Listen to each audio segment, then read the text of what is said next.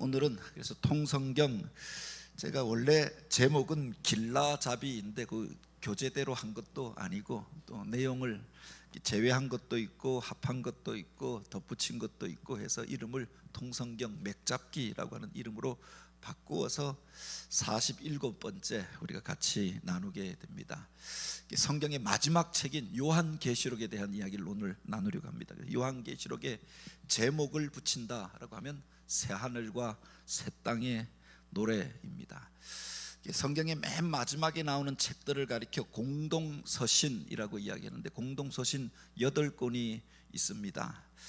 기독교에 대한 박해가 시작되어지고, 그리고 환난 가운데 있는 성도들에게 보낸 서신서가 바로 8권이 있는데, 히브리서, 그리고 야고보서, 그리고 베드로 전후서, 요한 1, 2, 3서, 유다서, 그리고 요한 계시록까지 8권을 가리켜 공동서신이라고 얘기해요. 모든 교회가 환난의 때, 마지막 때에 꼭 읽고 또 묵상하기를 원하는 책이었다라고 하는 겁니다. 그 서신을 쓴 사람들의 이름을 붙여서 베드로 전후서, 요한 1, 2, 3서, 유다서, 또 야고보서 이렇게 이름이 붙여져 있습니다. 그 중에 가장 많은 책을 쓴 사람이 바로 요한이라고 하는 사도입니다.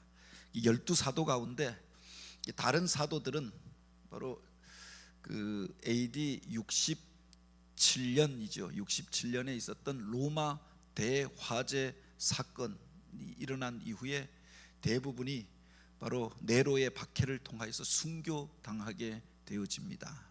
사도 바울도 그때 순교당한 것으로 그렇게 알려져 있지요. 그 중에 유일하게 살아남았던 사도가 요한이었습니다. 사도들 가운데서는 가장 어리고 젊었고, 그래서 예수님이 사랑하는 제자라고 해서 예수님께서 가실 때 늘 예수님 옆에 붙어 있었던, 예수님의 십자가 사건을 목격하였던, 부활하신 주님을 가장 먼저 만났던 제자 중에 한 명이었습니다. 그가 마지막까지 살아남아서 밤모섬에 그는 유배가 되어졌죠. 그 섬에서 바로 하늘의 환상을 보고 답답하고 그렇게 그야말로 침울하고 침체에 빠져 있었을 것입니다. 동력자들이 다 붙잡혀가서 순교당하고 자기만 살아남았는데 할 수 있는 것이 아무것도 없습니다. 작은 섬에 유배되어져서 그 토굴 안에 거하면서 언제 죽을지 모르는 그날을 기다리면서 에베소 교회에서 목회하다가 그가 끌려오게 되어졌는데, 이 교회가 어떻게 되어졌는지, 성도들이 어떻게 되어졌는지 그 답답한 상황 가운데 있을 때 하나님께서, 우리 주님께서 그에게 찾아오시고 바로 하늘의 문을 열어주시고 마지막 때에 일어날 일들을 알려주십니다. 그게 바로 요한계시록이었다라고 하는 겁니다. 그래서 그 서신이 쓰여진 때는 보통 AD 한 90년경으로 봅니다. 67년부터 로마 대화재 사건이 일어나고 그 이후부터 박해가 시작되어졌습니다. 네로의 박해 때에는 이게 부분적이었습니다. 로마 시내에 있었던 유대인들을, 그 그리스도인들을 잡아서 박해하는 것이었고, 그리고 그것이 점점 확대되어지면서 바로 로마 제국 전역으로 바로 그 박해가 번져 갔지요. 그 일시적인 것이었고 또한 부분적인 것이었습니다. 그런데 네로가 죽었다라고 해서 박해가 끝난 것이 아니라 그 뒤에 도미티안이라고 하는 더 악한 황제가 일어나서 이제 전국적인 차원에서 박해를 행하였던 겁니다. 그가 박해를 행했던 것은 단순하게 네로는 로마 대화재 사건이 일어나고 백성들의 마음이 그렇게 불안정하고 정권을 향하여 불만이 쌓여가니까 이것을 돌리기 위하여 기독교인들이 불질렀다, 저들이 반정부 혁명을 획책하였다, 그래서 그들을 잡아들였던 것이었는데, 이제 도미티안은 그 왕권을 강화하기 위하여서 제국 곳곳에 황제의 신상을 세웁니다. 그리고 자기를 신이라고 일컫고 모든 사람들은 그 신상 앞에 와서, 황제의 신상 앞에 와서 절을 하고 황제를 신으로 부르도록 하였던 거죠. 그때가 그야말로 그 더 큰 시험의 사건이었다라고 하는 겁니다. 그 앞에 가서 절하면 살려줍니다. 황제를 신이라고 부르고 그를 찬양하면 풀어 주었습니다. 그런데 그리스도인들이 그걸 거절하잖아요. 붙잡혀가서 절하면 살려주겠다, 근데 절을 하지 않습니다. 황제가 신이라라고 말만 하면 살려주겠다. 그런데 거절합니다. 십자가를 밟으라 그러면 살려주겠다. 거절합니다. 그래서 그들이 바로 우리가 아는 원형 경기장에 던져져서 죽기도 하고 십자가에 매달려 죽기도 하고 대대적인 순교와 박해를 당하게 되지요. 믿음의 사람들이 도시에서 머물러 살 수가 없어서 바로 로마 시내의 외곽에 있는 공동묘지 그 밑에 토구를 파고 그 밑에 숨어서 살게 되어집니다. 무슨 성지순례를 가면은 튀르키예에 가면은 그런 토굴에 과거에 그리스도인들이 살던 그런 삶의 유적들이 나타나오죠. 굴을 파고 도시 외곽에 그들끼리 모여 살며 숨어 살면서 그 신앙을 지켰다라고 하는 겁니다. 강원도에 가면은 제가 강원도에 있을 때 어느 분이 박사학위를 쓰려고 영동 지역에 어떻게 기독교가 유래되어졌는가 논문을 쓰려고 그래서 강릉에서 제일 외곽에 저쪽 왕산이라고 하는 사람들이 별로 찾지도 않고 전쟁에 피해도 별로 입지 않았던 그곳인데 그곳에 무슨 가톨릭 과거의 유적이 있다라고 해서 한번 자기를 데려가 달라라고 해서 갔던 적이 있습니다. 근데 가보니까 그곳에 과거에 우리 조선조 말에 천주교에 대한 대대적인 박해가 있었잖아요. 그래서 그렇게 내가 하나님을 안 믿는다라고 그렇게 말하고 십자가를 밟으면 살 수 있었습니다. 차마 그렇게 할 수 없어서 떠나왔는데 한양에서 떠나서 경기도 끝까지 왔다가 그곳까지 박해의 손길이 이어지니까 도망치고 도망쳐서 그 태백산맥을 넘어서 강릉 그 산악에 아무도 찾지 않는 그곳에 와서 믿음의 공동체를 이루고 살았던 겁니다. 그래서 영동 지역에 기독교가 최초로 들어왔던 공동체 그들이 모여서 형성했던 바로 신앙촌의 형태가 남겨져 있는 겁니다. 무슨 공소라고 해서 성당까지는 아니고 그들끼리 같이 모여서 예배하던 초소가 있던 그 건물과 공동체가 남겨져 있는 겁니다. 그런데 그곳에서 남겨졌던 그 후손들이 그 이야기를 하는 겁니다. 우리가 적어도 가론 유다가 되지 말자. 예수를 부인하고 그래서 예수를 팔아먹는 자가 되지 말자. 그래서 신앙 지키려고 우리 할아버지가 우리 증조 고조 할아버지가 바로 이 태백산맥을 넘어서 이곳까지 와서 이곳에서 공동체를 이루고 살았습니다. 그 이야기를 간증하는 겁니다. 바로 이 시대가 그러했다라고 하는 겁니다. 그때 요한에게 하나님께서 그 하늘로 열려진 환상을 보여주시죠. 그리고 그가 그것을 서신으로 편지로 기록하게 되어집니다. 이 땅의 것이 전부가 아니라 하늘의 것들을 바라보라. 하늘에서 일어나고 있는 사건을 기록합니다. 마지막 때에 일어날 일들에 대하여 그가 상징과 목시적인 그 언어로 바로 이 서신을 기록하였는데 그게 바로 요한 계시록이다라고 하는 겁니다. 박해가 가장 극심하였을 때 바로 쓰여진 서신이 요한 계시록입니다. 그래서 어떤 것들은 좀 상징적인 언어로 기록되어져 있습니다. 그래서 여러 가지 그 해석에 대한 그 여러 가지 견해들이 나타나기도 하고 이단들이 이것을 잘못 해석하여서 사람들을 미혹하기도 하는 책이 요한 계시록이기도 합니다. 그런데 우리가 기억하여야 할 것이 어떤 상황 속에서 기록되어졌는가, 그리고 그 말 속에 담겨져 있는 의미가 무엇인가, 이것을 이해하는 게 필요하다라고 하는 겁니다. 박해가 있는 교회에게 주는 소식, 계시록 1장부터 3장까지 내용인데 우리 전도사님 한번 읽어 주시겠습니다. 로마 대화제 사건 이후 시작된 박해로 복음 1세대가 대부분 순교당하고 홀로 남겨진 요한이 밤모섬에 유배되었을 때 예수님께서 나타나셔서 환상을 보이시며 말씀을 주십니다. 예수님께서는 요한을 통해 당시 로마 제국의 박해 가운데 있는 소아시아 7교회를 향한 위로와 격려의 말씀을 주시고 최후 승리를 위한 미래 계획을 알게 하여 주십니다. 예수님의 말씀을 듣고 요한은 소아시아에 속한 교회에게 편지를 쓰게 되는데 박해를 이겨내고 끝까지 믿음을 지켜 마침내 승리하실 예수 그리스도와 함께 새 하늘과 새 땅에서 살아갈 놀라운 소망을 가지라고 격려하는 내용으로 그가 보낸 편지가 바로 성경의 마지막 책 요한계시록입니다. 예, 요한계시록 이 바로 그 마지막 때를 살아가는 성도들에게 주는 책이었죠. 근데 복음 1세대는 이미 순교를 당하고 고난을 당하고 거의 감옥에 잡혀갔습니다. 그 다음 세대에게 앞으로 어떤 일들이 벌어질 것인가, 그리고 하나님의 뜻이 무엇인가, 이것을 가르치는 책이 바로 요한 계시록이다라고 하는 겁니다. 반모섬에서 그가 이 서신을 받게 되어지고, 여기에 보면 바로 예언이라고 하는 말, 묵시라고 하는 말이 등장합니다.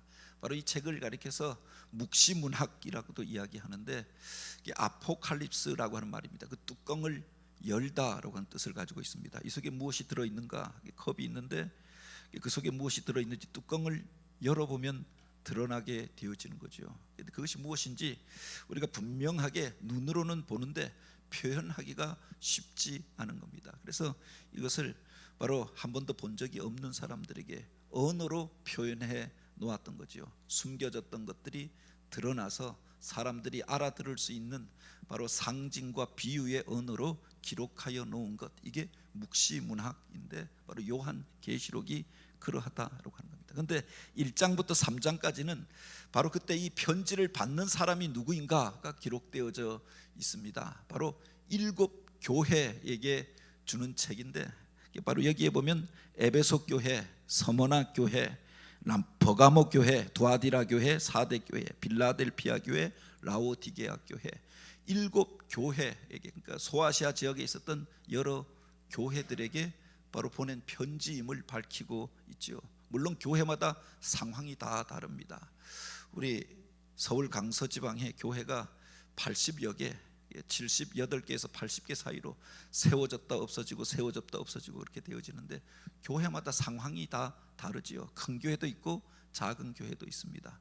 부자들이, 지식인들이 많이 다니는 교회도 있고 가난한 교회도 있습니다. 건물을 번듯하게 가지고 있는 교회도 있고 상가에 새 들어 있는 교회도 있습니다. 교회마다 상황이 다 다르잖아요. 그래서 여기 나오는 7 교회는 바로 오고 가는 시대를 대표하는 교회들의 모습이다라고 우리가 해석해 볼 수 있습니다. 그 처음에 등장하는 교회가 에베소 교회입니다. 이 소아시아에 있는 교회 가운데 가장 대표적인 교회가 에베소 교회였습니다.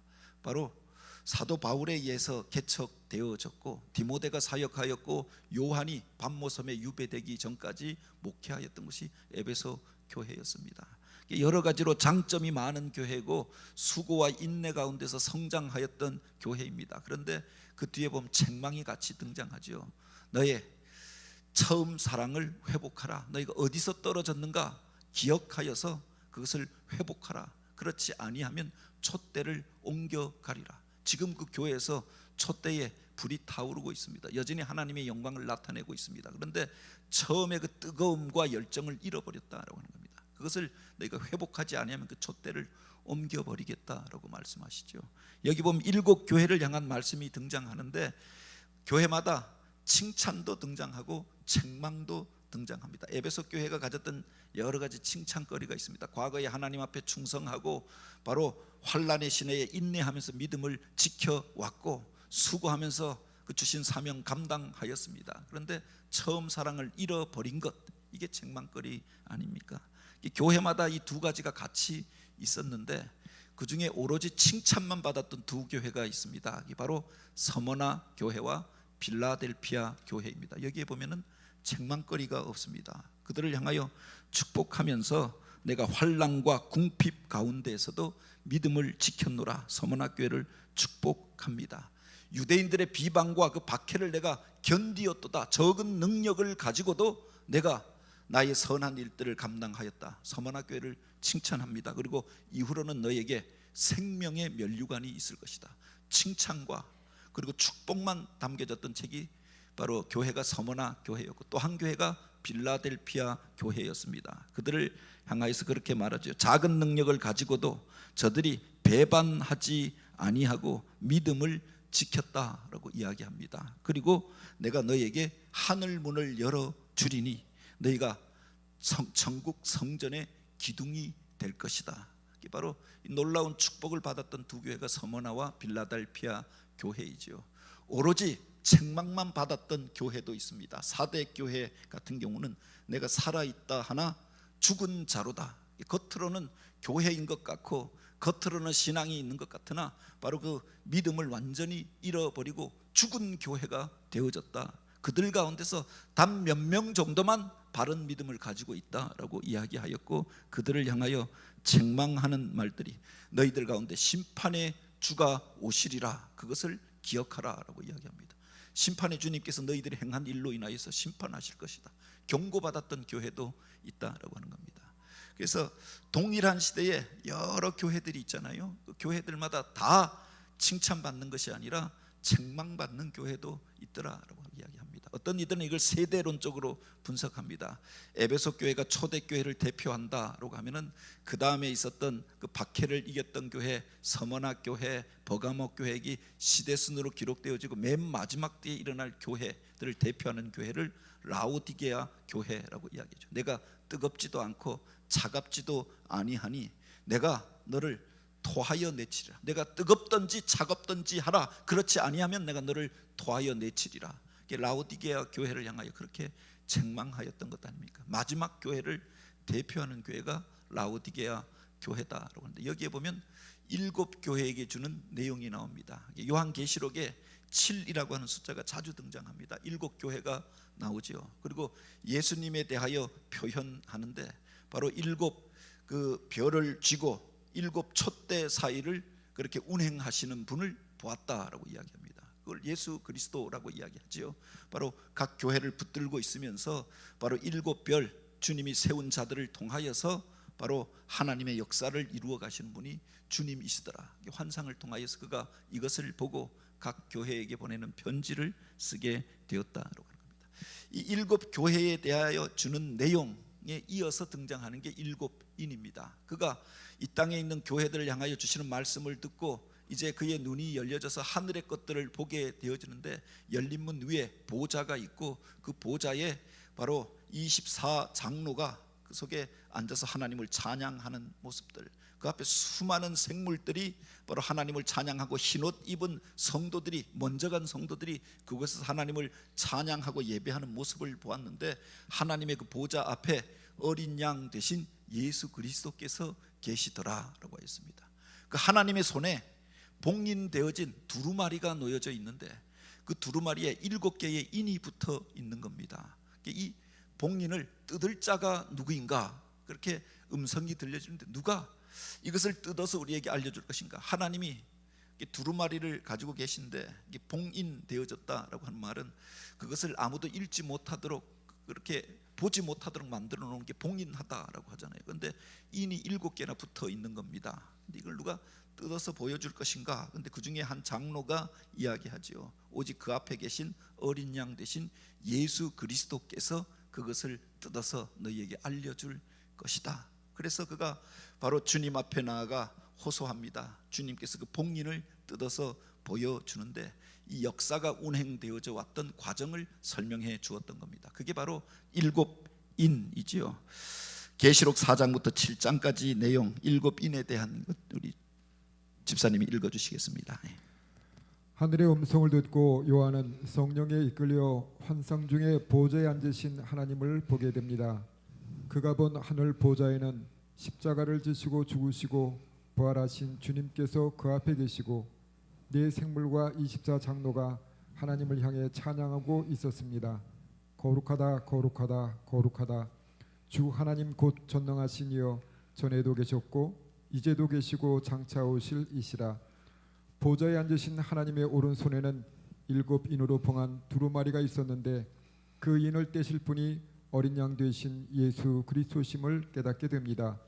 요한계시록 6장부터는 주님께서 그 인을 떼실 때마다 일어나게 되는 미래에 대한 환상을 기록합니다.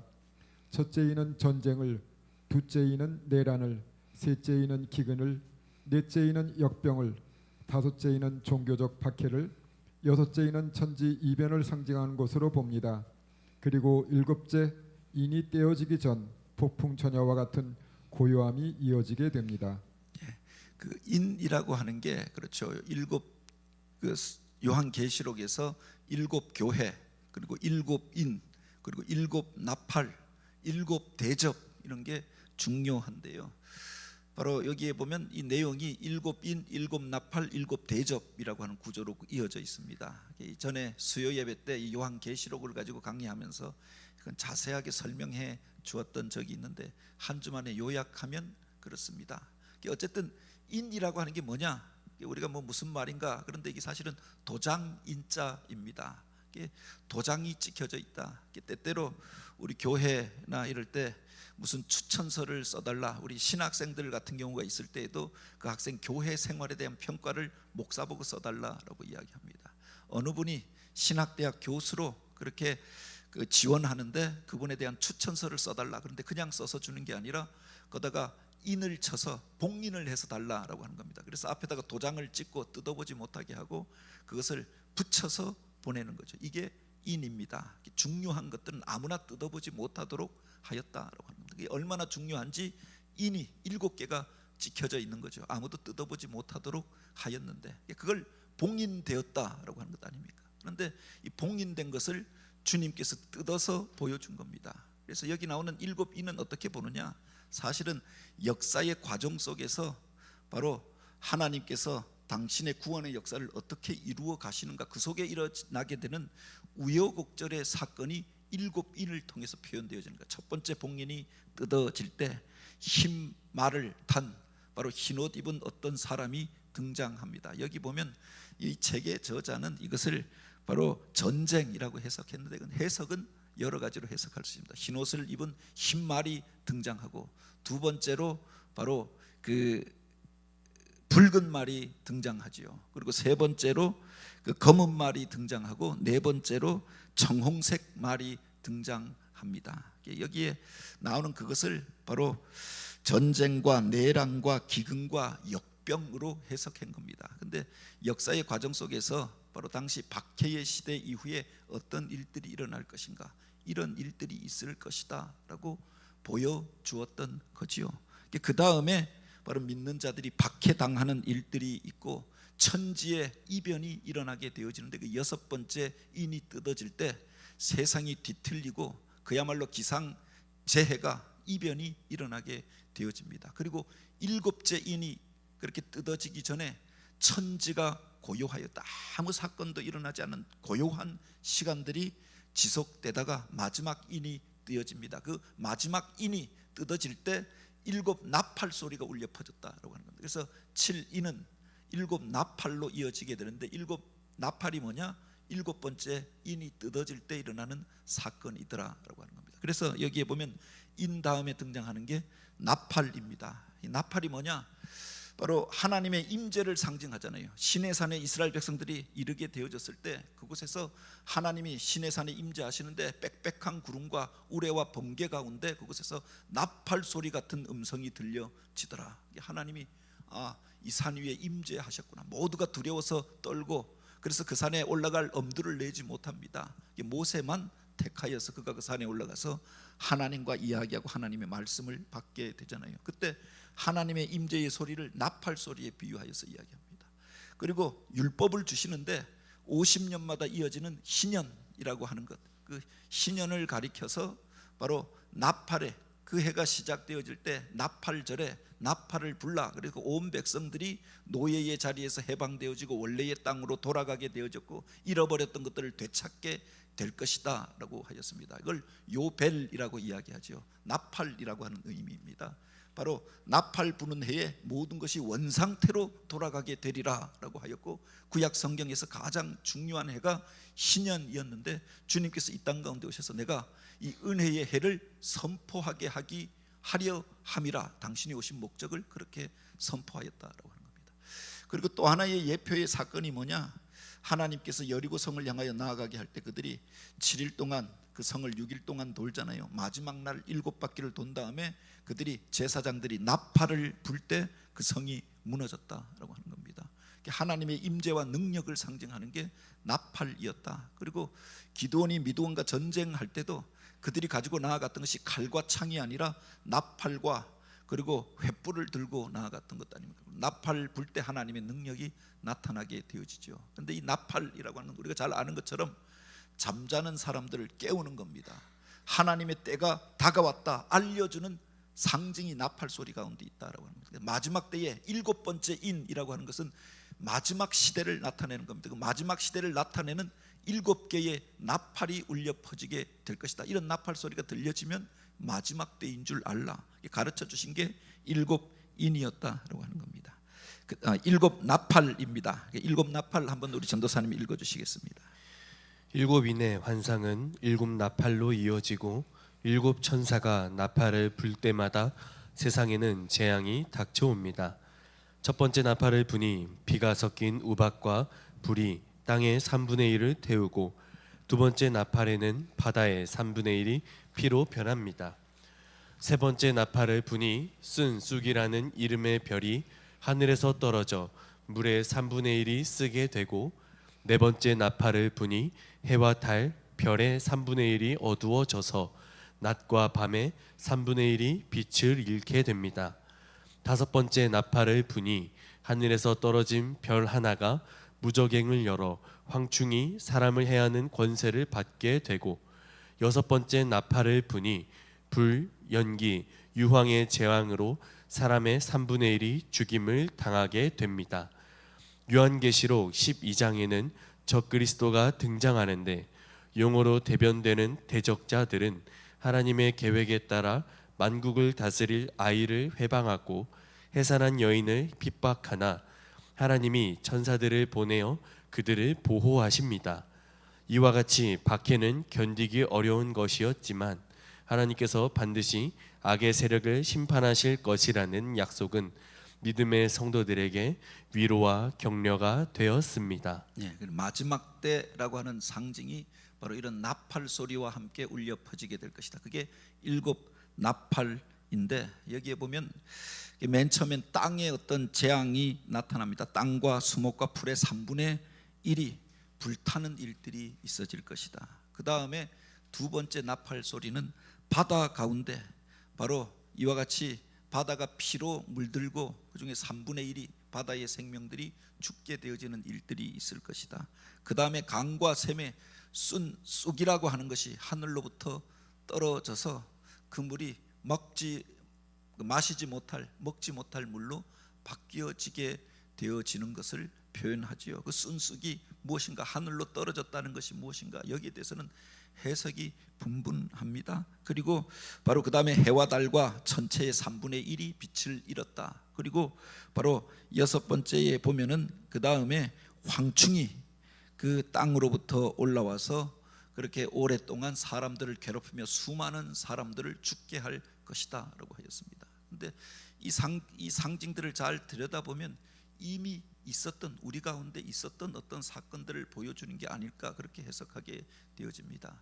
우리가 제1차 세계대전, 제2차 세계대전이라고 하는 게 전쟁이 전 세계적으로 이렇게 퍼져가는데 3분의 1이, 지구의 3분의 1이 전쟁터가 되어지고 그야말로 수많은 사람들이 죽었습니다. 그 전에 바로 7인이 띄어질 때도 전쟁이 있었는데 적황색 말도 나타나고 붉은색 말도 나타나서 전쟁이 일어났는데 전 지구적인 전쟁이 아니었습니다. 한 부분에서 아시아에서 누가 전쟁을 일으키고 무슨 아프리카에서 어느 나라가 전쟁이 일으키고 일본이 임진왜란을 일으키고 이런 국지적인 전쟁이었습니다. 그런데 7나팔이라고 하는 전 지구적인 어떤 사건이 일어나는데 바로 지구의 3분의 1이 불타고 3분의 1이 바다가 그 생명이 해하여지고 그 바다의 물을 도저히 마실 수 없도록 바로 그런 재앙이 임하게 되어지고 전염병이 번져가는데 지구상의 수많은 사람들이 그것으로 인하여 죽게 되어지는 일들이 벌어질 것이다. 이런 일들이 벌어지면 마지막 때인 걸 알라. 마지막 때에 하나님께서 주시는 경고의 나팔 소리가 울려 퍼지는 것을 알라. 이 이야기를 하였던 거지요. 그리고 마지막 때가 되어지면 이제 바로 그곳에서 유구라데로 바로 많은 마병들이 바로 그것으로 중동으로 몰려들게 될 것이다라고 하였습니다. 그런 전쟁들이 최근에 첨예하게 드러나고 있잖아요. 그리고 중동이 다시 한번 세계의 화약고가 되어져서 이 상황이 어떻게 될 것인가에 대해 사람들이 관심을 가집니다. 그런데 그게 끝이 아니라라고 이야기하시는 겁니다. 그리고 7대접이 쏟아져야 마지막이 올 것이다. 그래서 7나팔의 마지막 재앙이 뭐냐? 7대접입니다. 그건 완전히 하늘에서 불이 쏟아져서 이게 어느 지역만이 아니라 3분의 1만 피해를 입는 것이 아니라 전 지구적인 피해를 입게 될 사건들이 일어나게 되는데, 바로 그 사건이 일어나기 전에 3분의 1만 피해를 입은 이 사건은 앞으로 일어날 사건에 대한 예표가 된다라고 하는 겁니다. 우리가 겪었던 1차 대전, 2차 대전 또는 중동 전쟁, 그리고 코로나 뭐 이런 것들, 한번 이 성경의 상징들을 한번 잘 생각해 보시기 바랍니다. 핵폭탄이 떨어져서 바로 그 주변에서 생명이 더 이상 살지 못하고 그 물을 마시지 못하던 어떤 상황들, 이런 일들이 벌어지는데 이게 끝이 아니라 마지막 때에 대한 경고의 사건이고, 너희가 깨어 있으라 라고 하는 나팔 소리와 같아라고 하는 겁니다. 그리고 진짜 마지막이 되어지면 7 대접이 쏟아지게 될 것이다. 그래서 7 대접에 대한 이야기가 계시록 15장부터 20장까지 기록되어져 있습니다. 이 부분도 한번 읽어주시죠. 7인과 7 나팔을 지나 7 대접에 이르면 하나님의 심판에 따른 재앙은 점점 확대되어 갑니다. 그 속에서 하나님을 회방하는 사단은 무저갱에 던져지면서 하나님의 백성은 예수 그리스도와 더불어 1000년 동안 왕 노릇하게 됩니다. 그 가운데 사단의 권세는 하나님의 심판 앞에서 무력하여지고 결국에는 하나님의 통치하심이 이루어질 것입니다.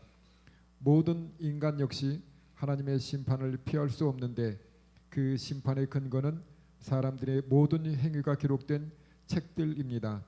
하나님의 심판하심을 기억한다면 성도들은 고난의 상황 속에서도 인내하며 신앙을 지켜 나갈 수 있을 것입니다.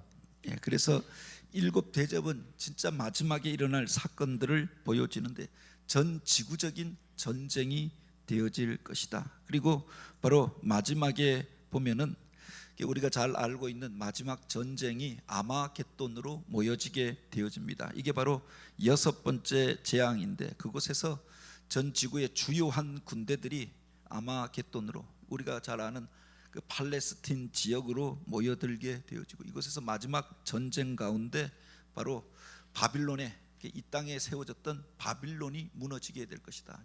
도시를 상징하고 세상의 권세를 상징하는 그 이름이 바벨론이었는데, 그 바벨론은 현대 도시에 상징할 수도 있고 로마 제국에 상징할 수도 있고 세계, 그렇게 그 문명과 문화, 뭐 자본주의 문화라고도 이야기할 수도 있겠지요. 마지막 이 전쟁 이후에 바로 이것이 무너지게 될 것을 이야기하는데, 이것을 하늘에서 쏟아지는 대접에 비유하여서 이야기하고 있는 겁니다. 대접 안에 무엇이 담겼느냐가 중요하잖아요. 그런데 그 속에 심판이 담겨져 있는, 바로 세상의 모든 사람들이 상할 수 있는 재앙과 그 심판이 담겨져 있는 그 대접이 하늘로부터 쏟아지게 될 것이고, 그것으로 인하여서 바로 마지막 심판이 오게 될 것이다. 그래서 7 나팔, 7 대접에 대한 이야기가 요한 계시록을 기록하고, 그래서 모든 것이 끝나느냐? 사실은 이게 하나님을 믿지 않고 그리고 세상 가운데서 높아졌던 문화와 문명이 무너지게 될 것이고, 그 속에서 하늘로부터 새 예루살렘이, 하나님이 기뻐하시는 거룩한 도시가 바로 임하게 되어지고 새 하늘과 새 땅이 임하게 될 것이다. 마지막에 보면 새로워진 세상, 하나님의 심판 이후에 임하게 될 새로운 그 하나님의 거룩한 나라에 대한 이야기로 기록하고 있죠. 그게 21장과 22장의 내용입니다. 우리 전도사님이 읽어주시겠습니다. 이 모든 일들이 지나간 후 보좌에 앉으신 이가 내가 만물을 새롭게 하노라 선언하실 때 하나님께서 지으신 아름다운 새 예루살렘의 광경이 펼쳐지는데, 그 모습이 신부가 신랑을 위하여 단장한 것과 같다고 하였습니다. 요한계시록의 마지막 부분에 보여주시는 새 하늘과 새 땅에 대한 예언은 이미 구약의 예언자들을 통해 주셨던 환상으로 하나님께서는 그 약속을 이루어 주실 것입니다. 새 하늘과 새 땅, 새 예루살렘에는 이전의 성전과 해와 달 같은 것들은 더 이상 볼 수 없게 될 것입니다. 하나님과 어린 양 되신 예수께서 성전이 되실 뿐 아니라 영광으로 비치는 등불이 되시기 때문입니다.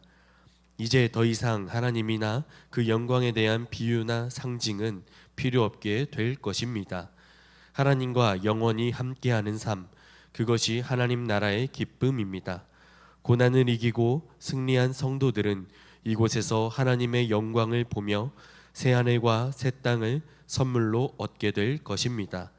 마지막으로 이 모든 것을 증거하신 이가 말씀하십니다. 내가 진실로 속히 오리라.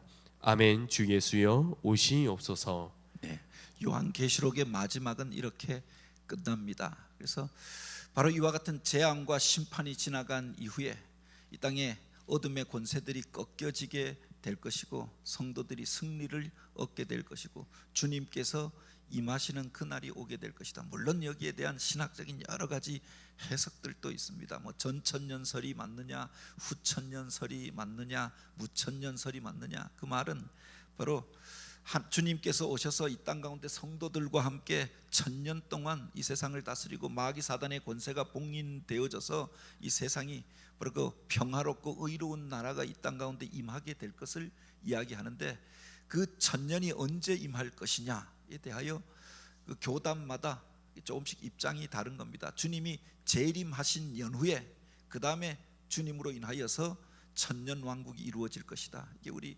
성결교회나 또 많은 교단들이, 복음주의 교단들이 가지고 있는 전천년설이라고 하는 겁니다. 후천년설은 뭐냐? 가톨릭 같은 경우에는 이미 주님께서 주님의 몸된 교회를 통하여서 바로 이 땅 가운데서 1000년 왕국이 시작되어졌다라고 하는 겁니다. 교황이 있잖아요. 교회가 다스리는 나라. 그래서 바로 로마 황제가 십자가 앞에 와서 무릎을 꿇는 그 순간부터 이제 교회가 세상을 다스리는 시대가 시작되어졌고, 바로 그 교회와 함께 1000년이 지나간 연후에, 그 1000년 왕국이 지난 이후에 주님께서 오실 것이다. 그래서 영원한 천국으로 이어지게 될 것이다. 이게 가톨릭이 말하는 후천년설입니다. 물론 자유주의 신학자들은 무천년설이라고 하여서 바로 그 1000년이라고 하는 것은 상징적인 표현이다라고 이야기하죠. 우리 마음속에 주님을 모시고 사는 삶이 바로 그 속에서 평강을 누리고 행복을 누리면서 하루가 1000년 같고 1000년이 하루 같은 그런 하나님의 깊은 진리들을 깨닫는 그 상태를 바로 이야기하는 것이다. 그래서 무천년설이라고 하는 것도 주장하기도 합니다.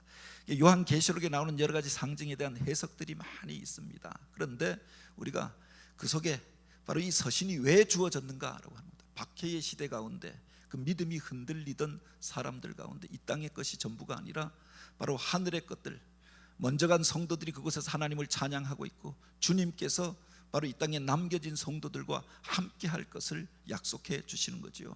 이 역사가 악한 이들이 권세를 잡고 악한 일들을 행하고 있지만 바로 마디마디마다 하나님께서 역사의 봉인을 풀어서 그들을 심판하실 것을 가르쳐 주시는 겁니다. 다만 이 땅을 살아가는 성도들이 마지막 때에 하나님의 나팔 소리를 듣고 깨어 있을 것을 이야기하는 거죠.